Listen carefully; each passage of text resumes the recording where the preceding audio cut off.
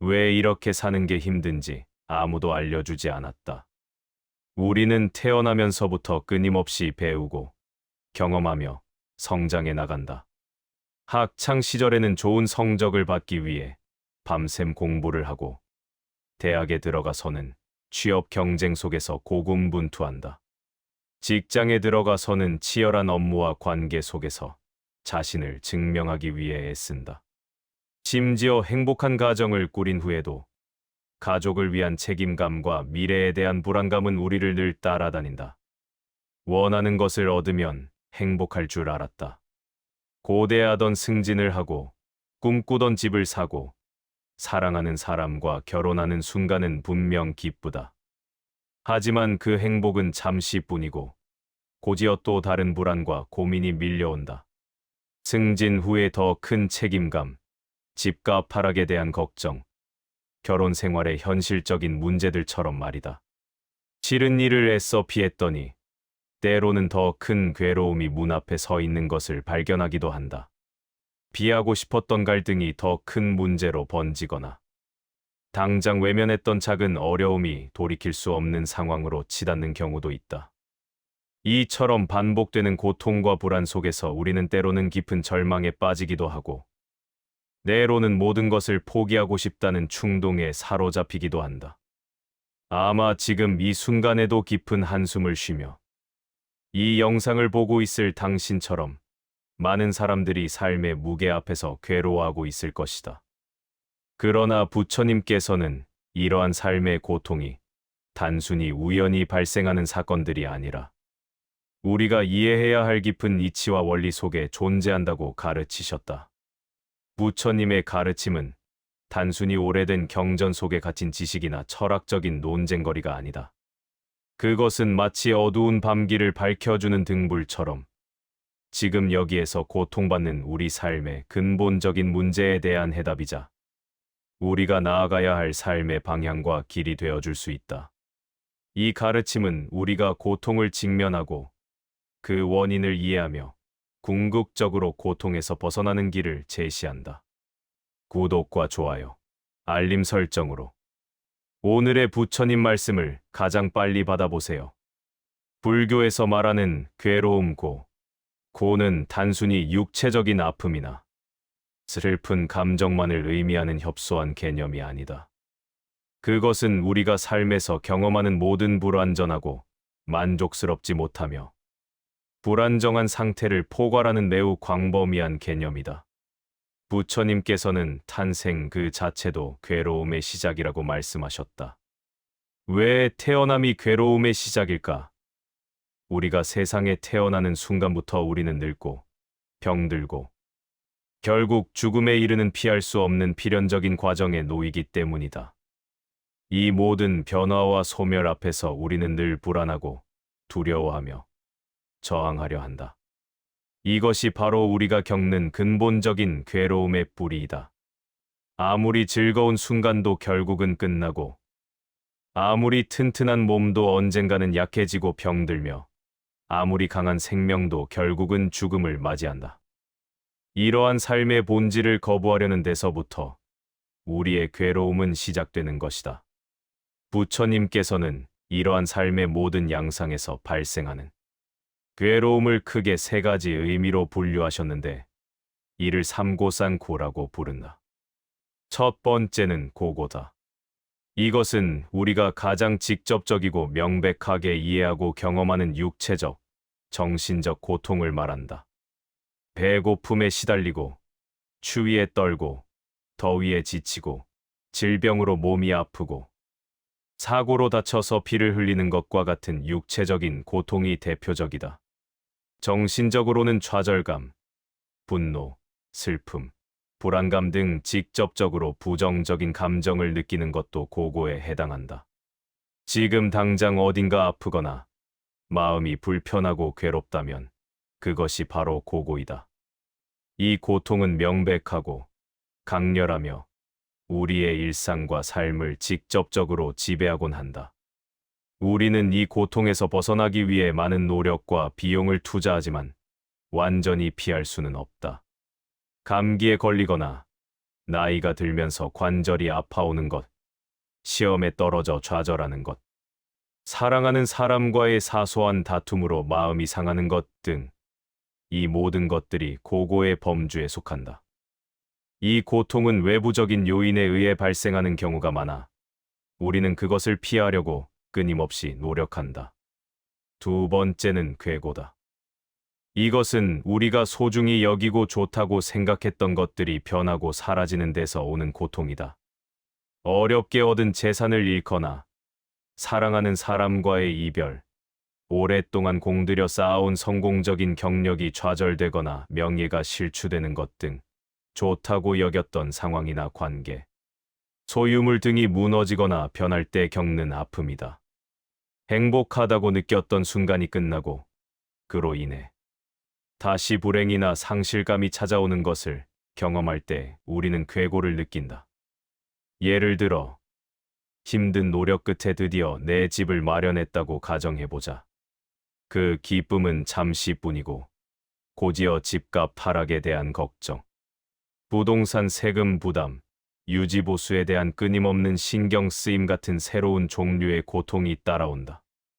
혹은 애지중지하던 물건이 파손되거나 소중한 추억이 담긴 장소가 사라지는 것을 볼 때도 괴고를 경험한다. 행복의 끝에 또 다른 불안과 상실감이 기다리고 있는 이 역설적인 상황이 바로 괴고다. 우리가 영원할 것이라고 믿고 집착했던 모든 것들은 실은 무상하며 변하고 사라지기 마련이며, 여기에 강하게 집착할수록 우리는 더 큰 괴로움을 겪게 되는 것이다. 모든 즐거움은 결국 슬픔의 그림자를 드리우고, 모든 성취는 언젠가 상실로 이어진다는 진실을 받아들이지 못할 때 우리는 괴고에 빠진다. 세 번째는 행고다. 이것은 삶의 근본적인 무상함, 즉 모든 존재와 현상이 끊임없이 변하고 흘러가는 본질적인 속성에서 오는 실존적인 고뇌다.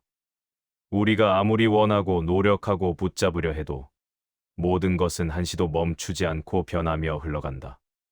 젊음은 늙음으로, 건강은 병듦으로, 번영은 쇠퇴로, 그리고 삶은 결국 죽음으로 나아간다. 이 모든 변화가 우리의 의지와는 상관없이 필연적으로 일어난다는 사실 앞에서 우리는 깊은 무력감과 함께 근원적인 괴로움을 느낀다. 내가 아무리 사랑하는 사람이라도 언젠가는 내 곁을 떠날 것이고, 내 몸 또한 늙고 병들며 결국에는 이 세상에서 사라질 것이다.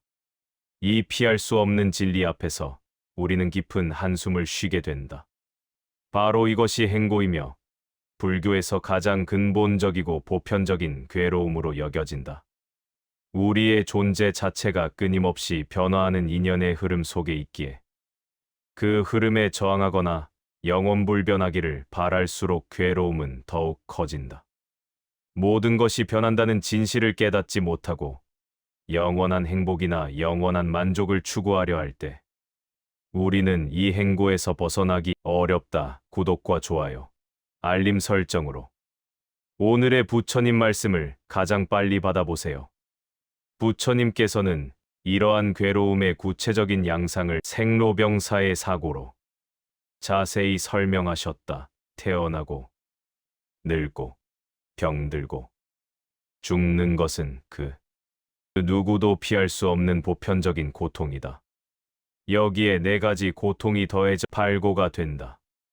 사랑하는 사람과의 이별에서 오는 고통의 별리고, 미워하는 사람과 원치 않게 함께 있어야 하는 고통 원증회고, 간절히 원하는 것을 얻지 못하는 고통구부득고, 그리고 이 모든 괴로움의 근본이자 존재의 가장 깊은 곳에 자리한 고통인 오온이, 오온무윤이 무상하고 변하기 때문에 생기는 고통 오온성고, 그것이다. 우리의 몸과 마음을 구성하는 5가지 요소인 물질적인 몸색, 감각수, 지각상, 의지행, 의식식은 끊임없이 변하며 실체가 없다. 그런데 우리는 이 변하는 것들을 나라고 규정하고 내 것이라고 강하게 집착한다. 나의 젊음, 나의 건강, 나의 생각, 나의 감정. 이 모든 것이 영원할 것이라고 착각하고 집착하기 때문에 그것들이 변하거나 사라질 때 고통을 느끼는 것이다. 변하는 것을 변하지 않는다고 믿고 실체가 없는 것에 실체가 있다고 착각하는 데서 괴로움이 시작된다는 가르침은 오늘날에도 우리에게 큰 울림을 주며 우리의 삶을 깊이 성찰하게 만든다. 요즘 우리는 과거에는 상상하기 어려웠던 새로운 종류의 괴로움에 직면하고 있다. 기술의 발전이 인류에게 전례 없는 편의를 가져다 주었지만 동시에 우리의 삶에 새로운 불안과 고통을 안겨주고 있다. 특히 인공지능 AI 시대의 도래는 우리의 존재론적 불안을 더욱 심화시킨다. 인공지능이 인간의 지적 능력과 창의성마저 뛰어넘을 수 있다는 예측 속에서 우리는 인간이란 무엇인가? 나의 존재 가치는 어디에서 오는가? 라는 근본적인 질문 앞에서 깊은 혼란과 위협을 느낀다. 나의 지식, 나의 기술, 나의 직업이 언제든 인공지능에 의해 대체될 수 있다는 생각은 우리의 자아, 정체성을 뒤흔들고 깊은 절망감과 무력감을 안겨준다. 과거에는 단순 노동력을 잃는 것에 대한 두려움이 컸다면 이제는 인간 고유의 영역으로 여겨졌던 지적 우월성마저 상실할지도 모른다는 위협이 우리를 괴롭히는 것이다. 이러한 불안은 AI가 우리 삶에 가져다주는 편리함과 풍요로움만큼이나 우리의 마음을 갉아먹는 새로운 종류의 행보라고 할 수 있다. 우리는 스스로의 가치를 외부의 기술에 의해 평가받는 듯한 느낌을 받으며 존재의 의미를 상실하는 고통을 겪는다.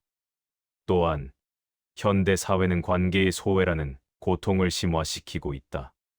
스마트폰과 소셜 미디어는 우리를 지구 반대편의 사람들과도 연결시켜주는 듯 보이지만 역설적으로 우리는 현실 속에서 더 외로워지고 단절감을 느끼는 경우가 많다. 화면 속 가상의 관계에 몰두할수록 현실 속 인간관계는 소원해지고 실체 없는 대상에 집착하는 경향이 강해진다. 페이스북이나 인스타그램에서 좋아요나 구독자 수에 집착하며 자신의 가치를 판단하고 온라인에서의 일시적인 인정에 목매는 모습은 불교에서 말하는 대상에 대한 가래의 현대적인 발현이다. 우리는 진정성 있는 관계 속에서 얻어야 할 안정감과 정서적 충족감을 디지털 세계의 피상적인 상호작용에서 찾으려 하면서 오히려 더 큰 공허함과 괴로움에 시달리게 된다. 인간은 본질적으로 사회적 존재이며 깊은 유대감을 통해 안정감을 얻는데 이러한 기본적인 욕구가 제대로 충족되지 못하면서 심리적인 고통이 가중되는 것이다. 이러한 새로운 고통들은 부처님께서 가르치신 사성제를 현대 사회의 맥락에서 재해석해야 하는 중요한 철학적 사건들이다. 괴로움의 본질은 시대와 공간을 초월하여 변하지 않지만 그 양상과 구체적인 표현 방식은 끊임없이 진화하고 변화할 수 있기 때문이다. 결국 중요한 것은 이러한 새로운 형태의 괴로움조차도 근본적으로는 연기, 무아, 업 등의 불교적 진리 안에서 이해하고 해결할 수 있다는 점이다. 우리는 새로운 고통의 원인을 정확히 이해하고 거기서 벗어날 수 있는 지혜로운 길을 찾아야 한다. 그렇다면 우리는 이 반복되는 괴로움의 굴레에서 어떻게 벗어날 수 있을까? 부처님의 가르침은 우리에게 명확하고 실천적인 길을 제시한다. 첫 번째는 바로 연기wen치의 진리를 이해하는 것이다. 연기란 모든 존재와 현상이 홀로 독립적으로 존재하는 것이 아니라 서로 원인과 결과로 복잡하게 연결되어 있다는 가르침이다. 내 고통이 어디에서 왔는지, 그 근본적인 원인이 무엇인지를 잇따라 추적해보는 과정이 매우 중요하다. 나의 지금 이 괴로움이 단지 우연히 생긴 것이 아니라 과거의 어떤 생각이나 말, 행동, 혹은 깊이 뿌리 박힌 집착에서 비롯되었다는 것을 깨달아야 한다. 다른 사람이나 외부 상황을 탓하기 전에 나의 내면을 깊이 들여다보고 고통의 씨앗을 찾아야 한다. 원인을 파악해야만 해결책을 찾을 수 있기 때문이다. 예를 들어, 내가 겪는 경제적 어려움이 단순히 외부적 요인이 아니라 나의 과도한 욕심이나 부주의한 소비 습관에서 비롯되었을 수도 있음을 통찰하는 것이다. 두 번째는 무아를 체득하는 것이다. 나라고 할 만한 고정되고 불변하는 실체는 없으며 모든 것은 끊임없이 변하고 사라진다는 진리를 받아들여야 한다. 나의 몸도, 나의 마음도, 심지어 나의 생각과 감정도 영원하지 않다. 영원할 것이라고 착각하고 내 것이라는 강한 집착에서 벗어나 모든 것이 인연 따라 생기고 사라지는 무상한 것임을 깨달을 때 우리는 비로소 괴로움의 굴레에서 벗어날 수 있는 첫걸음을 내딛게 된다. 나의 감정이나 생각에 너무 휘둘리지 않고 그것들이 그저 잠시 머물다 가는 손님임을 알고 흘려보낼 줄 아는 것이 바로 무아의 시작이다.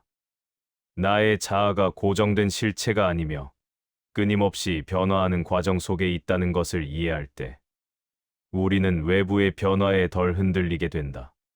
세 번째는 업의 작용을 깊이 이해하는 것이다. 내가 행한 생각, 말, 그리고 행동은 반드시 어떤 결과로 돌아온다는 인과의 법칙을 깨닫는 것이다. 좋은 업은 좋은 결과를, 나쁜 업은 나쁜 결과를 가져온다.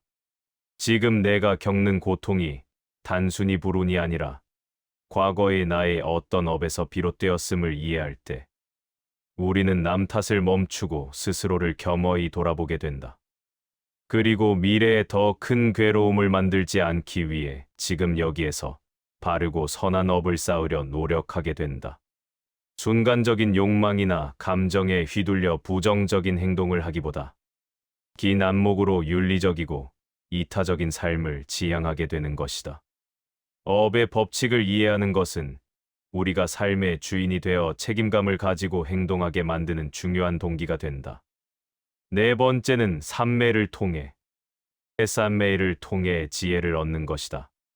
삼매는 마음을 한 곳에 집중하여 흐트러지지 않는 상태, 즉 깊은 명상 상태를 말한다. 명상이나 수행을 통해 마음의 번잡함을 가라앉히고 고요함을 얻을 때 우리는 세상을 있는 그대로 볼 수 있는 깊은 지혜를 얻게 된다.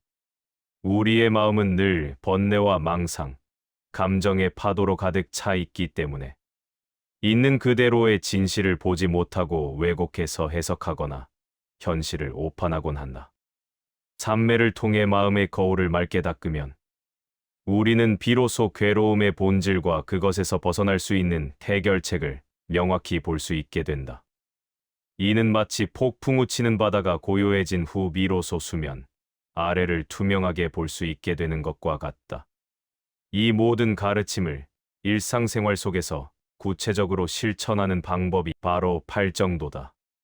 바른 견해정견, 바른 생각정사유, 바른 말정어, 바른 행위정어, 바른 생활정명, 바른 노력정정진, 바른 마음챙김정념, 바른 집중정정이라는 8가지 바른 길을 꾸준히 실천함으로써 우리는 괴로움의 굴레에서 벗어나 깨달음과 해탈의 길로 나아갈 수 있다.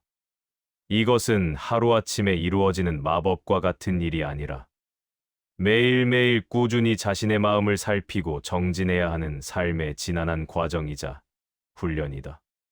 팔정도는 우리가 삶을 지혜롭고 바르게 살아가는 데 필요한 구체적인 지침서와 같다. 오늘 당신이 겪는 고통의 뿌리를 명확히 보게 해달라고, 더 이상 외부 환경이나 다른 사람을 탓하며 책임을 전가하는 습관을 멈추게 해달라고, 그리고 내가 오랫동안 붙잡고 놓지 못했던 집착이 무엇인지 알아차리게 해달라고 간절히 기도하는 마음으로 부처님의 가르침 앞에 겸허히 고개를 숙인다면 그 순간부터 당신의 삶은 이전과는 다른 방향으로 변화하기 시작할 것이다. 매일 아침 천수경을 독송하는 행위가 단순한 의례적인 기도가 아니라 나 자신을 깊이 돌아보고 내면의 변화를 이끌어내는 깊은 공부가 되는 것처럼 말이다. 이러한 자기 성찰과 실천이 반복될 때 우리는 비로소 고통의 굴레를 끊어낼 힘을 얻게 된다. 부처님께서는 우리에게 자신을 등불 삼고 진리에 의지하여 살아가라고 말씀하셨다. 이 가르침은 외부의 어떤 존재나 특정 가르침에 맹목적으로 의존하는 것이 아니라 스스로의 내면에 잠재된 지혜와 통찰력을 통해 진리를 깨닫고 자신의 삶의 길을 찾아야 한다는 깊은 의미를 담고 있다. 이 메시지는 지금, 이 순간 삶의 무게 앞에서 괴로움 속에 있는 당신에게 가장 필요한 용기와 지침이 될 것이다. 스스로에게 귀 기울이고 진리의 목소리에 집중하는 것이야말로 진정한 자유를 향한 첫걸음이다. 결론적으로, 불교는 괴로움을 외면하거나 부정하는 종교가 아니다. 오히려 괴로움의 본질을 정면으로 직시하고 그 원인을 명확히 파악하며 궁극적으로 그 고통에서 벗어나 진정한 행복과 평화를 얻을 수 있는 지혜로운 길을 제시하는 가르침이다. 현대 사회의 복잡하고 예측 불가능한 고통들 속에서도 부처님의 가르침은 변치 않는 등대가 되어줄 수 있다. AI 시대의 존재론적 불안이든, 관계의 소외감에서 오는 외로움이든, 경제적 어려움에서 오는 좌절감이든, 이 모든 것은 결국 우리가 어떤 것에 강하게 집착하고 어떤 것을 나라고 착각하는 데서 비롯된다. 우리의 마음이 외부의 조건이나 끊임없이 변하는 현상에 얼마나 휘둘리는지가 고통의 깊이를 결정한다. 그러니 오늘 하루, 잠시 모든 것을 멈추고 스스로의 내면을 깊이 들여다보며 자신에게 질문해보자. 내가 지금 이토록 괴로운 이유는 무엇인가? 나는 무엇에 그토록 강하게 집착하고 있는가? 이 모든 것이 영원할 것이라고 착각하고 있지는 않은가? 그리고 잠시 주변을 돌아보자. 당신을 둘러싼 모든 것이 끊임없이 변하고 있음을 깨닫는 순간, 어쩌면 당신은 그동안 당신을 묶고 있던 집착의 사슬 하나를 끊어낼 수 있을지도 모른다. 모든 것은 변한다. 재행무상이라는, 무싱무창이라는 이 단순하면서도 강력한 진리를 마음 깊이 받아들이는 것이 오늘 당신을 짓누르는 고통의 무게를 덜어내고 내일의 새로운 희망을 찾아 나설 수 있는 작은 시작이 될 것이다. 삶의 무상함을 있는 그대로 받아들이는 지혜. 그것이 바로 괴로움에서 벗어나 진정한 내면의 평화를 얻는 길임을 기억하라. 이 깨달음이 당신의 오늘 하루를 지탱하는 힘이 되기를 바란다. 구독과 좋아요, 알림 설정으로 오늘의 부처님 말씀을 가장 빨리 받아보세요. 감사합니다.